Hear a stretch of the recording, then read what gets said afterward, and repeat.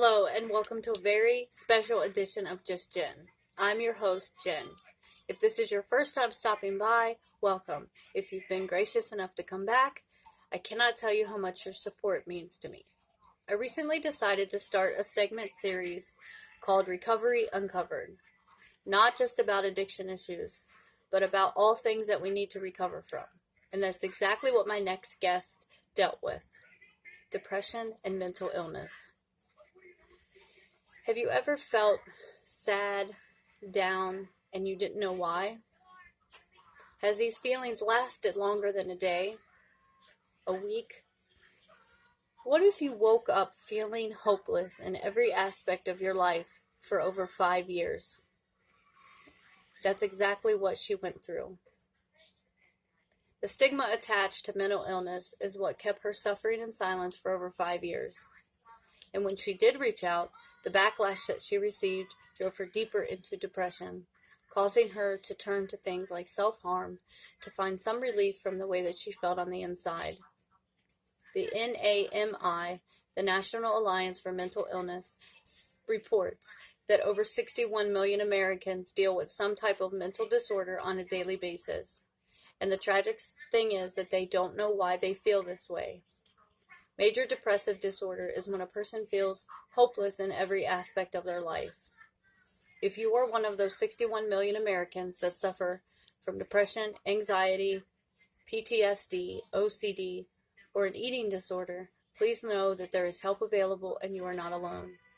I hope you find bravery and inspiration in this young lady's story as she so courageously shares her struggles and how she overcame them and continues to overcome them on a daily basis. You don't want to miss a moment of this. Please stay tuned. Hello and welcome to this edition of Just Jen. I am here with my amazing friend B. She has been through some struggles. You know, most of the time when I do these interviews, it is about addiction-related issues, but I also believe that we are recovering from things like depression and anxiety, different things. So thank you for being a part of Recovery Uncovered. Thank you for having me here. It's an honor. So today we're talking about depression. And the first thing I would ask is, how long have you battled with depression and anxiety? Is it both? Is it just depression? So I have been battling with depression since I was 13. And then I had a very brief struggle with anxiety for about a year when I was in my early 20s. But it's always been more anxiety or more depression than anxiety. And when did... It started when I was 13. I'm sorry. Okay. No, go ahead. 13. Okay. I was just going to ask, when did you realize it wasn't just, I'm having a bad day? When did you realize it was something more? So I would start getting just real down every day, and it was when it became so bad that I just didn't know how to make myself feel better anymore, that I realized that, okay, I'm not just having a bad day. But a big problem when you struggle with depression and anxiety, or really any kind of psychological issue, is not having a name for it, and not being able to identify what it is, so you don't know how to talk to other people about it. I just remember that it became an everyday kind of thing, and I didn't know really what was wrong with me or who to talk to about it. So it went on for a couple months before I realized, like, hey, this is an issue, and I didn't really know how to cope with it. So what would you tell people that don't understand? What do you wish people knew about depression? So my biggest struggle was I didn't feel like I could turn to any of my family because they had always known me. Mm-hmm. And I didn't know how to come to them and explain to them, like, hey, something's wrong. And I didn't even really understand to the full extent what was wrong. And I was just so fearful that people were going to tell me, like, oh, you'll get over it. Right. It's just a phase. Right. When I think that what people need to understand about, being sad versus depression is that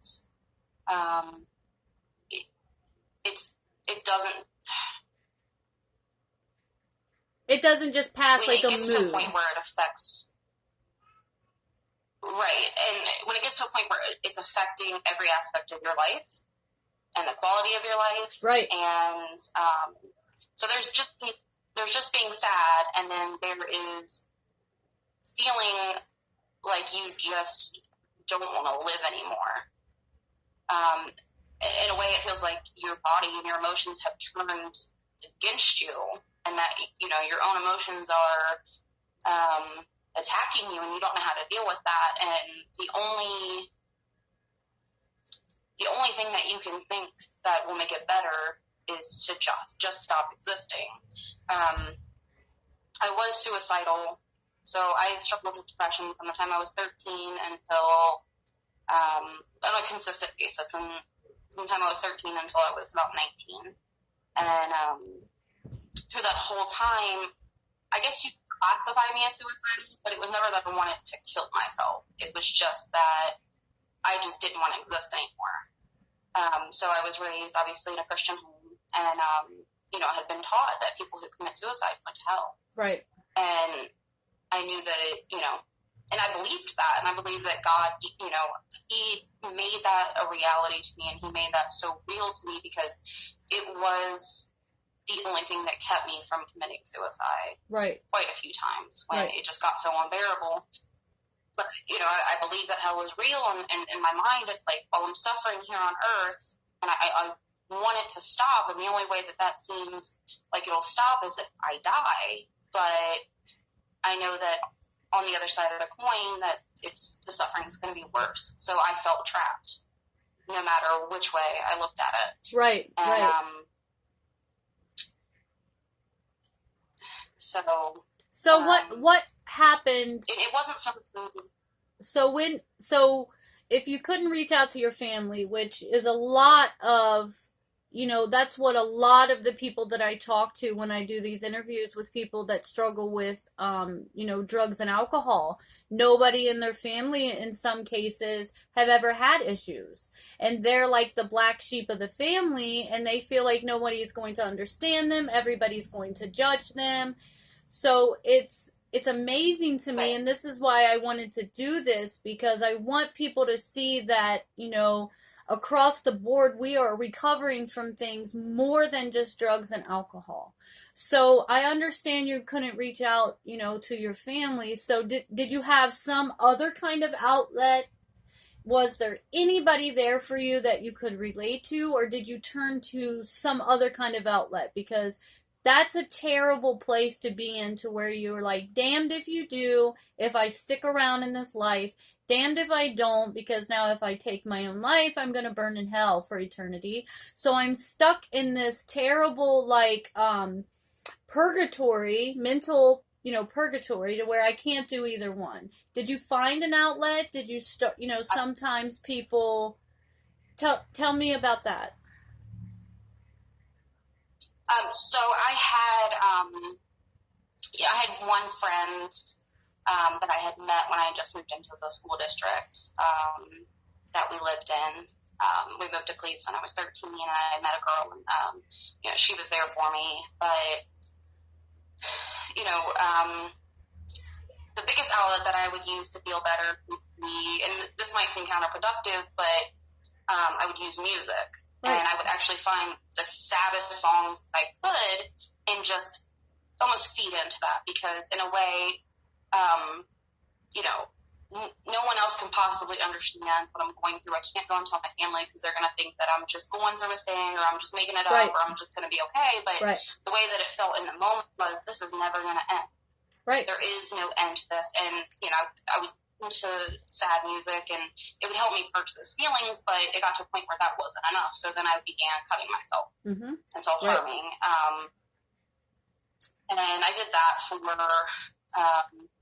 pretty much the majority of the time that time between 13 and 19. And then that did, I don't want to say that helped, because I get the impression that I'm promoting, self-harm, but it did make me feel better emotionally. And I've done a lot of research on it over the years, and there's some people who self-harm because they're numb and they want to feel something. But to me, when I would cut myself, my brain would translate the physical pain, and it would alleviate the emotional and psychological pain. Well, and it would just kind of numb everything. When you hurt yourself physically, it releases things in your brain, like an endorphinal, like a rush, so to speak. Mm-hmm. And also another reason that happens is because when you cannot control your outside situation, and then you can't even control what's going on in here. When you do that, you're controlling when it starts, when it stops. And for a lot of people, it stemmed from like being molested or abused or neglected or what have you. I'm not saying that was your case particularly. I don't know if it was or not, but that's why it happens. So, and what a terrible, what a dark time for somebody to be at that age, to where you're just figuring out who you are in the world, where you belong. And then you don't like, it's like a struggle between your mind and your body. So absolutely, I completely understand. And actually, this is a big part of it for me. So I was diagnosed with depression and PTSD. Mm-hmm. The depression started at 13, but then when I was about 6 months shy of turning 15, I started having flashbacks. And so growing up, I didn't remember any of this until the very first flashback, and then over the course of the next 6 years, the flashbacks were kind of more, they happen more frequently. Right. But I multiple instances of being sexually abused as a child by 3 different individuals. Right. And I think that the depression started before the flashbacks did, because what happens when you have PTSD is your brain can't process the traumatic event, so it blocks it out until it knows that you're able to handle it. And I think that the depression started before the flashbacks did, as a way to kind of prepare me for what was coming. But when the flashbacks did start, I was already, and growing up, I wasn't like, I had a lot of issues, extreme acne, which we had in our family. I was overweight, didn't really have anybody to guide me there as far as how to dress, and, so I got, relentlessly teased. And this is on top of the depression, and this is on top of trying to find, a way to dress and express myself. And, I kind of turned to the goth scene, and it not being what was popular.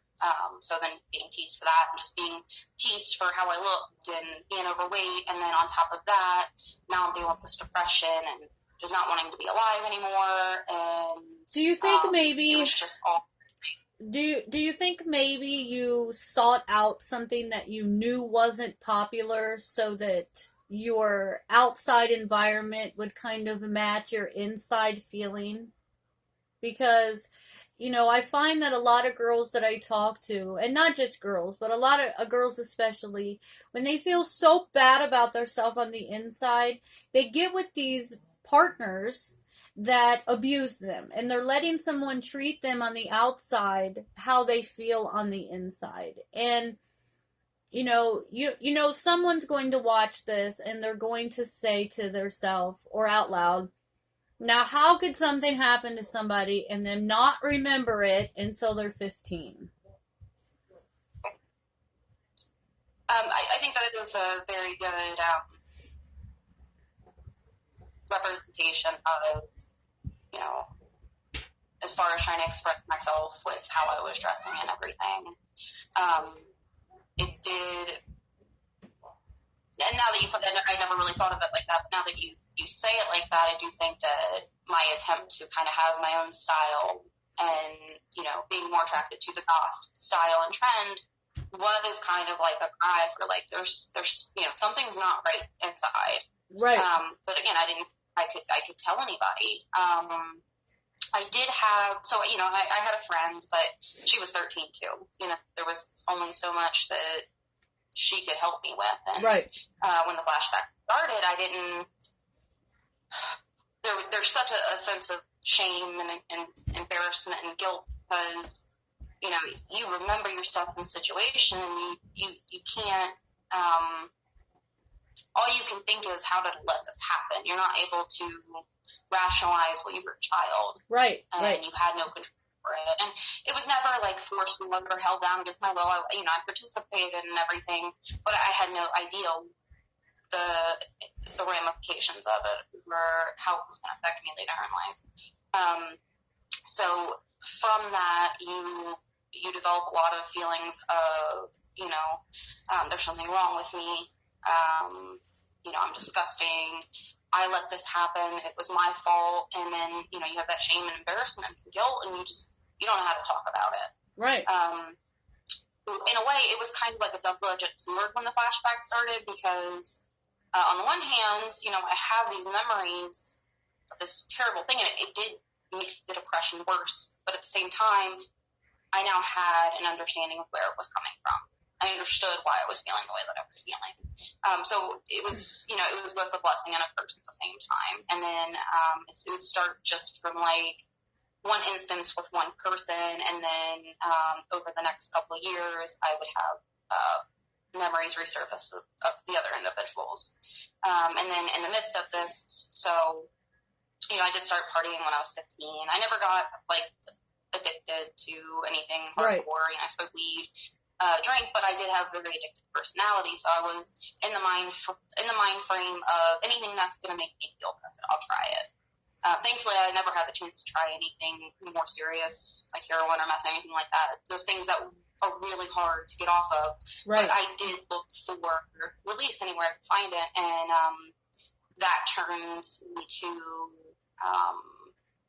you know, I gave my virginity up to just some random guy, and I was kind of manipulated out of it. And that's not to think myself as a victim, but when you spend your whole life having self-esteem that's so low, and you have such a broken image of yourself, and in my particular situation, not really growing up with a father figure or a steady, healthy male presence in your life, you know, you long for that love and attention. And when you start seeing a pattern how you can get it, even if after everything's said and done, they don't want anything to do with you, in that moment it's worth it. But all that did, although in that moment it made me feel beautiful, or, you know, however it made me feel. Right. Then it was like, well, they didn't want anything more from me than that. So then it became toxic behaviors of using promiscuity, sleeping around to get kind of like a fix. It was like, you know, a high. There's a saying that says men will use love to get sex, and women will use sex to get love. And I think that happens more often than we realize. I want you to talk to the young girls or girls of any age, young ladies that are watching this right now, and they're sitting in the bathroom with that razor blade, and they're like, this is the only thing that makes me feel better. This is the only control I have. Nobody understands. Nobody gets it. You know, talk to the girl and tell them, you know,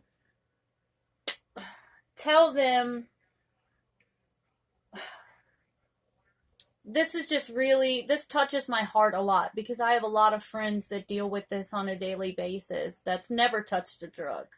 But talk to somebody that deals with this on a daily basis to how you got from where you were then to where you are now. So as far as the self-harm thing, yeah, I did do it for about 3 years, and then a school counselor happened to see my scars, and then I got turned over to my mom, and that's how my mom found out about it. And although I wanted help, I didn't feel like she could understand in a way that would help me. I didn't feel like, not that she didn't care about me, but just that, you know, and how she reacted when she found out played a huge part in that. She was angry at me for it. But what I would say is, you know, I hurt myself in an attempt to make myself feel better, and it was a temporary fix to,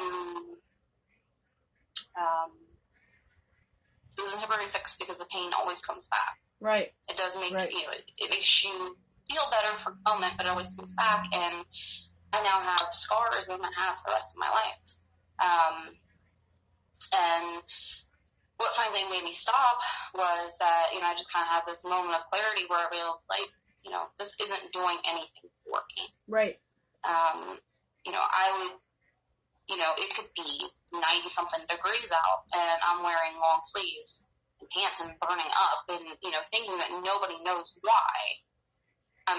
You know, it's the middle of summer, and I'm dressed like it's winter, but, you know, people can guess. People can understand, you know.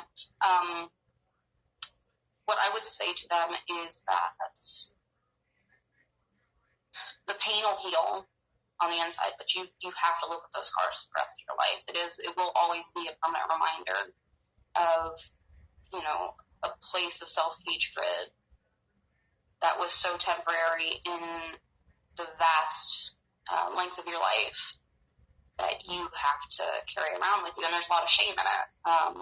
And I think in the moment, it feels the only option, but it's also a weakness, or at least that's how I see my scars. But I wasn't strong enough to handle what I was going through, and I had to take it out on myself. But now, you know, I know people still see my scars, and well, I don't see them. And I came out for it. But I don't see them as weakness. I do not see them as weakness at all. I see you as a survivor. And, you know, I think you brought up a good point is the people that are around the girls and boys that are doing this, when they find out about this stuff, their reaction plays a role into how they're going to feel, whether this is something that is just going to play into them doing it longer. And it's not just the self-harm thing. It's the eating disorder aspect. Like whatever, they're already so ashamed that they're doing this, that when the person finds out about it, whoever it is, when they react like there's something else wrong with them, then it feeds into that, see, I knew it. I'm damaged. Something's wrong with me. Right. Now my parents don't even understand. It would be better if I was gone. Right. So thank you for bringing that up, because I think that's really important. Yeah.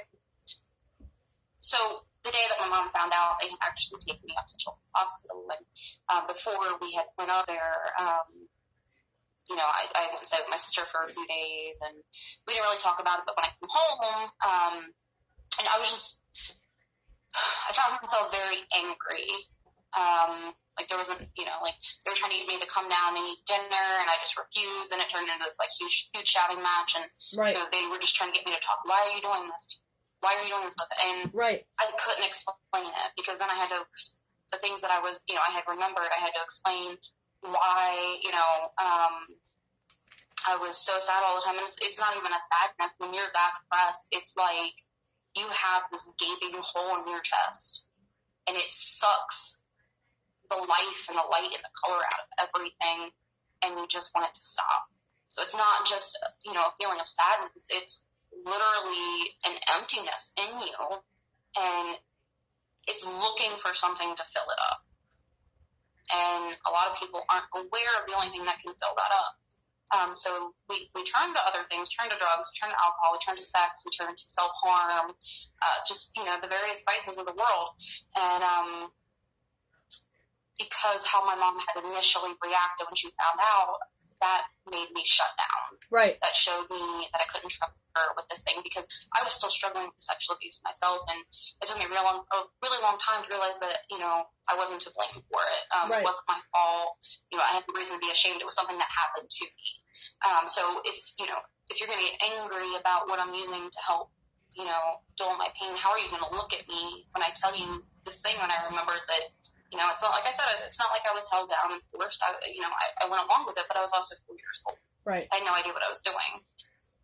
So one thing that, I did have, eventually I had 2 adults that came into my life that weren't family. One was my 7th grade science teacher, and then another one was a neighbor that had lived across the street from us. And she had a daughter, herself, but both of them, so with the science teacher, he would take the whole year that I was in his class, he, on Fridays after school, he would stay behind and just talk to me and let me talk. And, he was a Christian, so he just came from a very, compassionate place. And that helped so much, because he didn't know me outside of the classroom. He didn't have any basis to judge where I was coming from, other than, me just expressing my pain and the things that I've gone through. He didn't have any basis to tell me that what I was feeling wasn't valid, or that I would just get over it, or that I was overreacting. And then the same thing with the neighbor. Her name was Karen. She was there for me, the whole time we lived there. We lived there about a year, and I just hung out with her very frequently, and eventually opened up to her. And, I would go to her after I would get done cutting myself, and, people say that, people cut themselves for attention, and but they're not telling anyone. The bad connotation as to, because in a way I was looking for attention. Right. But I wasn't looking for attention in a negative way. I was looking for somebody to care enough to look and see that something was wrong that I couldn't put into words. And I would go down to her house and, ask her for, Band-Aids and peroxide and things. And in a way, I didn't have to do that. I'm pretty sure I had those things in my house, but I knew that she wasn't going to get angry at me. I knew she wasn't going to judge me. And she never did. She always just was there for me, gave me the things I needed, and, reassured me that everything was going to be okay. You don't have to do this to yourself, but I understand why you're doing it. So those 2 people were the biggest, influence in my recovery. So I would say that one thing that I would definitely tell to anybody that deals with depression is, you don't have to feel guilty for not going to family. A lot of times we feel guilty for not turning to our family because, they're our family, they love us. But growing up, I always had this idea that, my family only loved me because they had to. Right. Not because they chose to. Right. And, so you don't have to feel guilty, because, a lot of people don't have healthy family dynamics. A lot of people do have toxic family dynamics, right. and they aren't able to go to their family members with these types of things. So, I would just say you don't have to feel guilty about not turning to a family member for help, but definitely try to find somebody that you trust to, talk to. And talking does help, but it doesn't always help in the long term. So I would talk to Karen, and I would talk to my teacher, and I would feel better in that moment. The underlying issue was still there. So, and as far as like the self-harm thing, it does make you feel good in a moment, but it leaves a lasting impact, and it's dangerous. Like drugs. There are a lot, like drugs and alcohol. Hitting a wrong vein. Exactly. Right. It's just worth it. It's so not worth the risk to feel better in the moment. I think a lot of times when kids are growing up, when we're growing up, and people say things like, you're just doing that for attention, like it becomes like it's abnormal to want attention. Like, we're created to be around each other for a reason. And it is to have love and respect and attention. And when we start teaching our kids that it's wrong to want attention, then we get either attention from someone and we can't recognize what is good and what is negative attention. All we know is that somebody's caring enough about us to talk to us, to be around us. And I think you brought up such an amazing point that you were doing it for attention because, one, it's normal to want attention, and two, you wanted that neighbor to say, hey, man, you don't have to do this. Like, I understand you. Like, I'm here for you no matter what.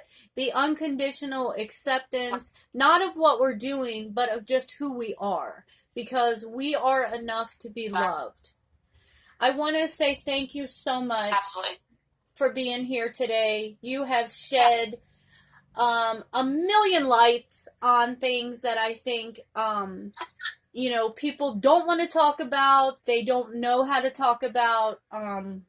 I didn't even have to ask you a lot of questions because you articulated things very well, and I'm so proud of you that you are recovering on a daily basis from this. And you mean so much to me, and there's so many people I know that I hope they watch, not just they themselves that are going through this, but have a loved one dealing with this, and maybe it will help them change their reaction so that they can proactively deal with these things.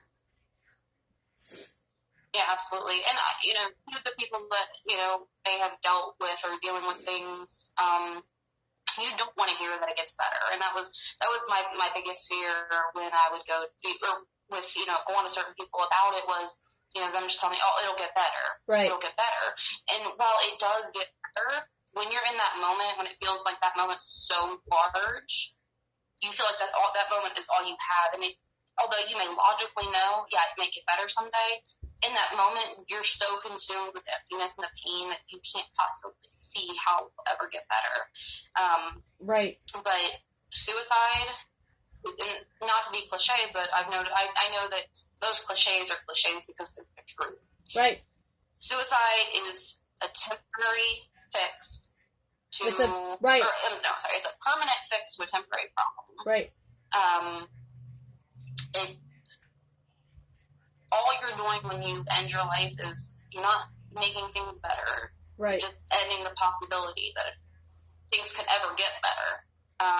And I think too that when people start telling people that they're selfish, then that is very counterproductive, because you already feel like either you don't matter to anybody in the world, or that you're such a mess up that you're just like, you literally have the power to mess up everyone around you. So by telling somebody that they're selfish for wanting to do this, that they're creating a burden to somebody, you're playing into that negative voice in their mind already, that they already feel all of these things. So,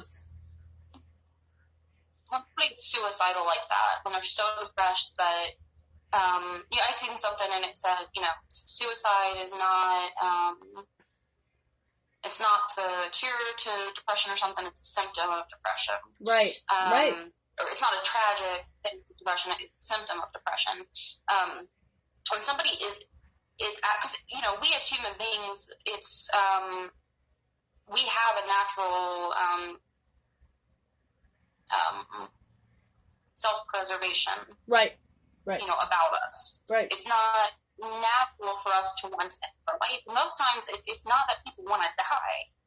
They are just so hurt and they have no idea how to fix that pain, that death is the only thing that even seems like it'll touch it. So when you have somebody that is so consumed with all of that hurt and heartache, and they hear, from their loved ones, well, you're selfish from wanting to commit suicide, that makes them feel, so typically people who are suicidal, they already feel like they're worthless. They already feel like they're a burden to them. And even if they realize that committing suicide will hurt their loved ones, putting that kind of pressure by telling them you're suicidal, you'll hurt the people around you that you love if you end your life, all that does is put guilt on that person on top of everything else that they're already feeling, that you know, if I do the only thing that I know or that I think is going to fix the problem that's going to cause all these other problems, it makes you feel trapped. Right. And I think that by telling people you're selfish for wanting to do this, you know, it may put off, you know, actually going through with the act. But all it's doing is layering on more guilt, layering on more feeling like a burden, and I think it actually pushes people to a point where they just stop caring, and that's actually what pushes people to want to actually commit the act. It's like their worst fears coming to life, I think, Absolutely. when people tell them that. But thank you for being here today and having the courage to share your story.